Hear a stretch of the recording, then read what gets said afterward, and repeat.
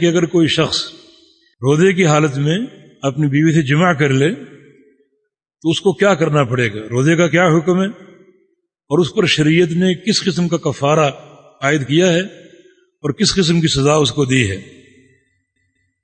ابو ہریرہ رضی اللہ عنہ فرماتے ہیں کہ بینما نحن جلوس، ایک دن ہم بیٹھے ہوئے تھے عند النبی صلی اللہ علیہ وسلم، رسول اللہ صلی اللہ علیہ وسلم کی خدمت میں، اذ جاء رجل، اچانک ایک آدمی آیا، فقال یا رسول اللہ ہلکت، یا رسول اللہ صلی اللہ علیہ وسلم میں ہلاک ہو گیا اور میں برباد اور تباہ ہو گیا۔ قال ما لک، فرمایا کہ کیا ہوا، تم کیوں برباد ہو گئے، تمہیں کس چیز نے برباد کیا؟ قال وقعت علی امراتی فی رمضان، میں نے رمضان میں روزے کی حالت میں اپنی بیوی سے تعلق قائم کر لیا ہے۔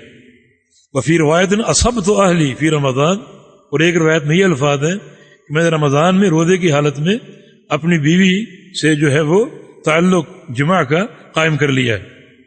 فقال رسول اللہ صلی اللہ علیہ وسلم، تو رسول اللہ صلی اللہ علیہ وسلم نے فرمایا تجد رقبۃ تعتقها، تمہارے پاس غلام ہے آزاد کرنے کے لیے، یعنی کفارے کے طور پر تم نے ایک غلام آزاد کرنا ہے۔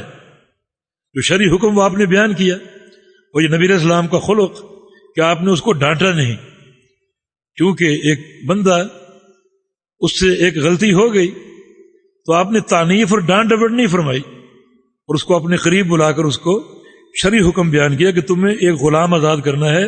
غلام ہے تمہارے پاس؟ قال اللہ، کا غلام تو نہیں ہے۔ قال فهل تستطيع ان تصوم شهرين متتابعين، کیا تم میں یہ طاقت ہے کہ 2 مہینے مسلسل روزہ رکھو، مسلسل 2 مہینے بغیر ناغے کے، ایسا کر سکتے ہو؟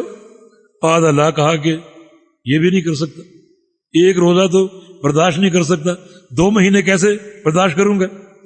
قال فهل تجد اطعام 60 مسکینا، کیا 60 مسکینوں کو کھانا کھلا سکتے ہو؟ قال لا، کہا یہ بھی نہیں کر سکتا۔ قال فسکت النبی صلی اللہ علیہ وسلم، تو رسول اللہ صلی اللہ علیہ وسلم خاموش ہو گئے۔ فبینما نحن علی ذلک، وہ شخص بھی بیٹھ گیا، آپ بھی خاموش ہو گئے، یہ کیفیت قائم رہی۔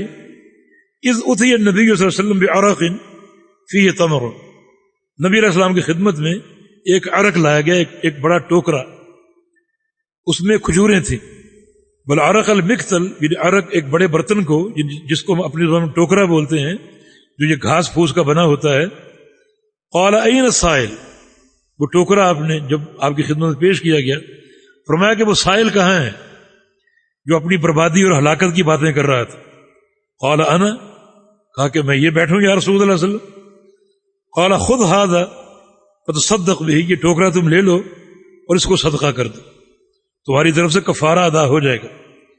فقال، اس نے کہا الا افقر منی یا رسول اللہ، یا رسول اللہ صلی اللہ علیہ وسلم میں صدقہ کس پر کروں، اپنے سے زیادہ غریب آدمی پر، اپنے سے بڑے فقیر پر؟ فواللہ، اللہ کی قسم، ما بین لابتیہا، مدینے کے ان 2 ٹیلوں کے درمیان، 2 حروں کے درمیان کوئی گھرانہ مجھ سے بڑا غریب اور فقیر نہیں ہے۔ ان بین حرتین، مدینے کے 2 حرے، حرہ اس زمین کو بولتے ہیں جس زمین پر کالے پتھر جو ہیں وہ اپنا پیوست ہو، کالے پتھر والی زمین، اور مدینہ جو پورا ایک بستی ہے، پورا ایک شہر، یہ 2 حروں کے درمیان ہے، 2 حروں، یعنی دونوں طرف، یعنی ایسی زمین ہے جو پتھریلی زمین ہے اور کالے پتھر اس میں پیوست ہے۔ ایک طرف کے حرے کو واقم بولتے ہیں اور دوسری طرف کے حرے کو وبرا بولتے ہیں، اور مدینہ ان 2 حروں کے درمیان ہے۔ تو اس شخص نے کہا کہ یہ دونوں جو حرے ہیں مدینے کے اور پوری بستی مدینے کی، اگر آپ ایک ایک گھر کو دیکھیں تو مجھ سے بڑا فقیر کوئی نہیں، سب سے بڑا فقیر میں ہوں، تو میں صدقہ کس کو دوں؟ میں خود سب سے بڑا فقیر ہوں، تو صدقہ جو ہے فقیر کو دیا جاتا ہے، اپنے سے زیادہ حاجت مند کو، فقیر کو میں صدقہ کس کو دوں؟ فضحک النبی صلی اللہ علیہ وسلم، تو نبی علیہ السلام ہنس پڑے، حتی بدت انیابہ، حتیٰ کہ آپ کی داڑھیں ظاہر ہو گئی۔ ایسا بہت کم ہوتا تھا، اکثر آپ مسکرایا کرتے تھے، مگر آج اس شخص کی بات پر آپ کھلکھلا کے ہنس پڑے، اور صحابہ کہتے کہ ہم نے آپ کی مبارک داڑھیں دیکھ لیں۔ ثم قال، پھر فرمایا کہ اطعمہ اہلک، جاؤ اپنے گھر لے جاؤ اور اپنے اہل کو کھلاؤ، اپنے اہل کو کھلاؤ۔ یہ حدیث پوری ہوئی. اس حدیث میں مسائل تو بہت ہیں. امام عراقی رحمہ اللہ نے ایک کتاب تالیف کی ہے اس حدیث کے مسائل جو مستنبط ہوتے ہیں ان کے بیان کے لیے 1000 مسائل کا استنباط کیا ہے اس ایک حدیث. لیکن یہاں چونکہ جو تعلق ہے ہمارا اس موضوع کے ساتھ وہ یہی ہے کہ یہ شخص رمضان کے نہار دن میں یہ فعل کر بیٹھا اپنی بیوی سے تعلق کا، پھر نبی علیہ السلام کے پاس آ گیا. جو شخص اس فعل کا مرتکب ہو، نمبر 1 اس کا روزہ ٹوٹ جاتا ہے، اس پر قضا فرض ہے. اور تیسری چیز اس کا کفارہ 3 چیزیں ہیں اس ترتیب کے ساتھ کہ پہلے وہ غلام آزاد کرے اگر طاقت ہو. اگر یہ طاقت نہ ہو تو پھر وہ 2 مہینے کے مسلسل ناغے کے بغیر روزے رکھے. اگر یہ بھی طاقت نہ ہو تو پھر 60 مسکینوں کو کھانا کھلائے. اس حدیث کی فقہ ہے اور یہ کفارہ ہے اس عمل کا. لیکن ایک مسئلہ اور اس سے ثابت ہو رہا ہے کہ یہ شخص انتہائی فقیر تھا، اس سے یہ غلطی ہو گئی، لیکن نہ کفارہ تھا، نہ غلام تھا، نہ اس کو روزوں کی طاقت تھی.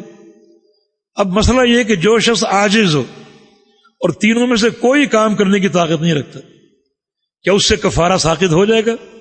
اس حدیث سے یہ ثابت ہوتا ہے کہ اس کا کفارہ ساقط ہو سکتا ہے.